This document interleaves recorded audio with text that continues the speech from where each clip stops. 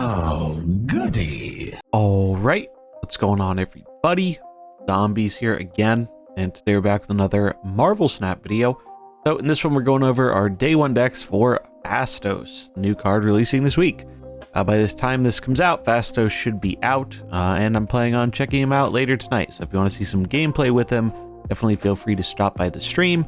I'm sure there are definitely some of you wondering where the videos have been, and I plan to kind of address that in its own little video, talking about some of my feelings towards Snap as a game and creation around Marvel Snap and other such things.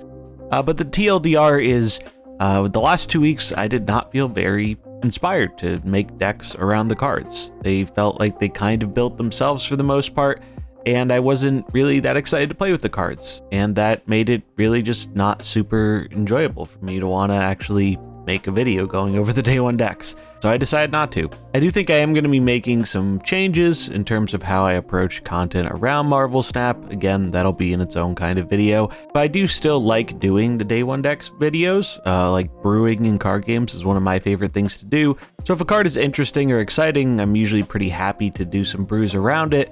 Just haven't really been super jiving with some of the other cards released this month, personally. And to a lesser extent, I feel that way a little bit with Phastos. I am a little bit more excited for this card because I do think it is an interesting effect, especially in a few specific archetypes. But I do think he does suffer a little bit from the fact that, like Cersei and Makari, I feel like a lot of his decks build themselves. I don't feel like there's a crazy amount of room for experimentation with this card. Maybe I'm wrong. Hopefully I'm wrong. I would like to be wrong about that. But Phastos is a 3/3 on reveal. Give each card in your deck -1 cost or +2 power. Some people were confused about this. Basically, it gives every card in your deck one of these two things. It doesn't give your whole deck one or the other. It is random per card, whether you're getting the cost reduction or the power. When this card was first revealed in data mines, I thought it was going to be real busted. In the context of the current game, I don't really think that anymore. I also think this card reminds me a lot of something like Hope Summers in Silver Surfer, in that this is a card you almost always want to play on turn 3. Hope, that's generally true too, with the exception of if you have like Brood into Absorbing Man, which is usually a better line.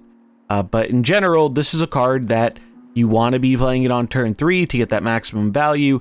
If you're not playing it on turn 3, I do question if you actually are going to go out of your way to play it at all, compared to other things you could be doing on those turns. So is this a card you should be opening for? Is this a must-have card? Personally, I do not think so. I think if you're a huge Silver Surfer fan, this is probably an interesting one to pick up. Personally, I'm excited to try it out in something like Thanos, where there are a lot more cards you can hit with the effect.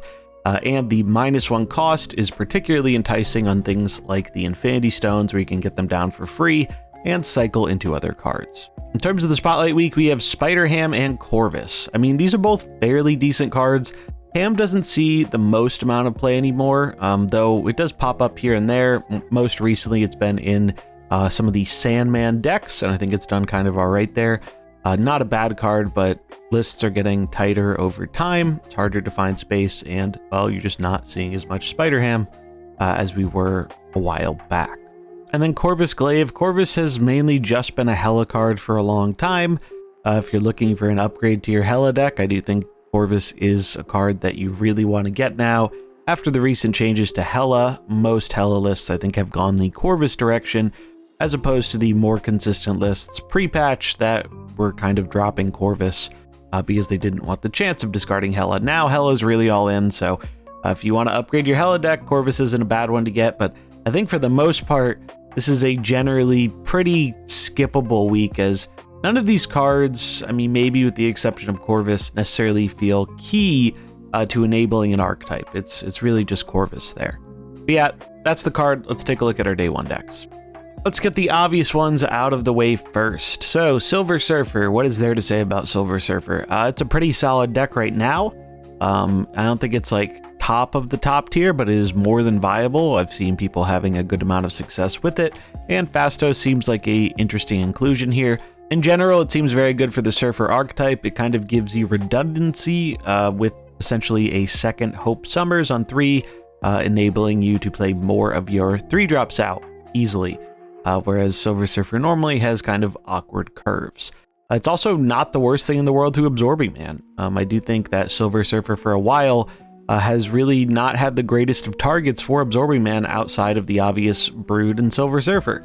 So the fact that Phastos, it gives you another thing that you can copy to get even more reductions or power is pretty nice. The extra power, pretty solid, and especially solid on things like Brood and Shaw, where you get some even higher value out of it. We have Mockingbird as a stat stick, payoff for our Brood Absorbing Man shenanigans. This deck is running Killmonger and Mobius as its main form of tech. Destroy some 1-drops, blow up your Nova, stop your opponent from cost reducing. General good stuff, Surfer stuff.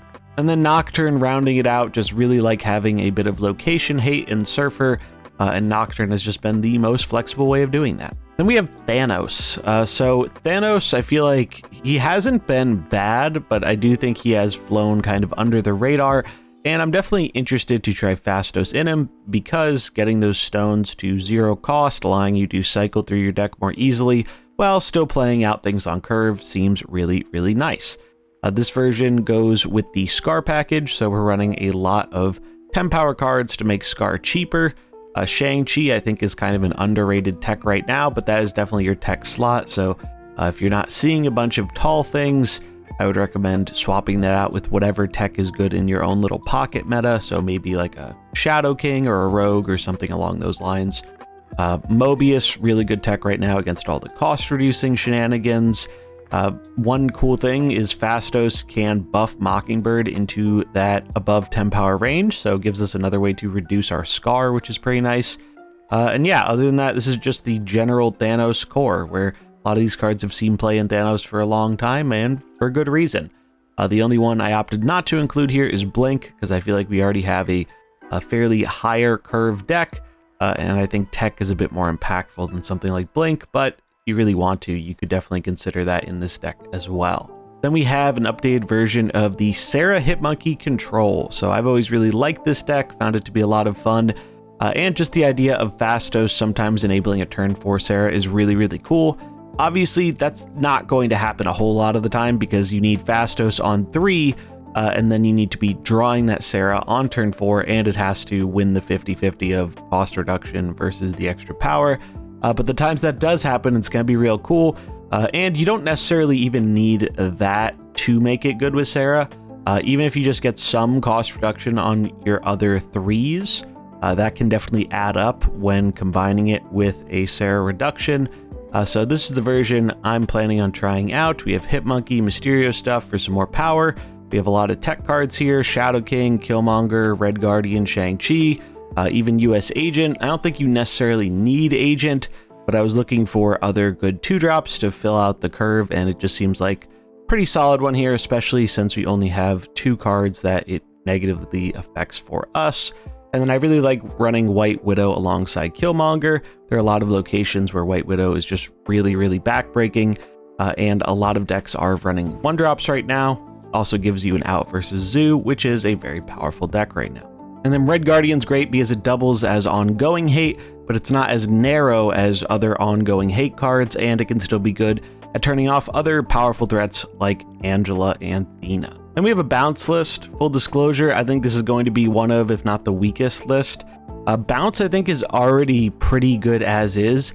I don't think you necessarily need the cost reduction or bonus power, but it did seem interesting to try out as there is a lot of power in this, and we already have cheap cards. So if we can make them a little cheaper or a little more powerful with Phastos, just giving us another option of a 3 to play on 3, because you might notice Sage and Hitmonkey are not really cards you want to be playing on turn 3 of the game. So it's usually just Bishop or some of your other 1 or 2 drop. So I do like the idea that we do have a kind of on curve 3 drop that boosts the potential of the deck, but I think Bounce is pretty strong either way, so I don't know if Phastos is actually going to move the needle there too much, but figured it's at least worth trying out. Also, Phastos has really nice synergy with Mysterio. If you hit that +2 on Mysterio, it goes to all the clones, and that is a whole lot of power. And last but not least, we have the Hawk Junk deck. This is kind of just one of the many good card shells out there, combining the Annihilus Sentry stuff with the Darkhawk Disruption.